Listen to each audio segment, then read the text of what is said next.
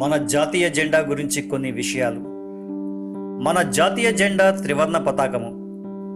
గాంధీజీ సూచన మేరకు Indian national Congress కోసం తయారు చేసిన స్వరాజ్ ఫ్లాగ్ ఆధారంగా మన జాతీయ జెండా రూపొందించబడింది.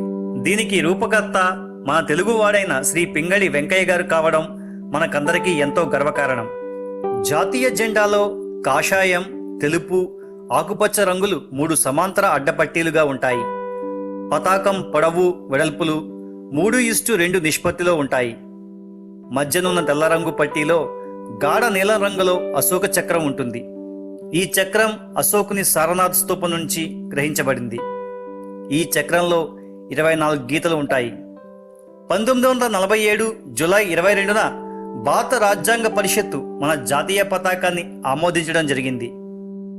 కాషాయం రంగు త్యాగానికి, తెలుపు రంగు పవిత్రతకు, సత్యానికి, ఆకుపచ్చ రంగు సంపదకు, చక్రం అభివృద్ధికి సంకేతాలుగా డాక్టర్ సర్వేపల్లి రాధాకృష్ణన్ మన జాతీయ జెండాను అభివర్ణించారు.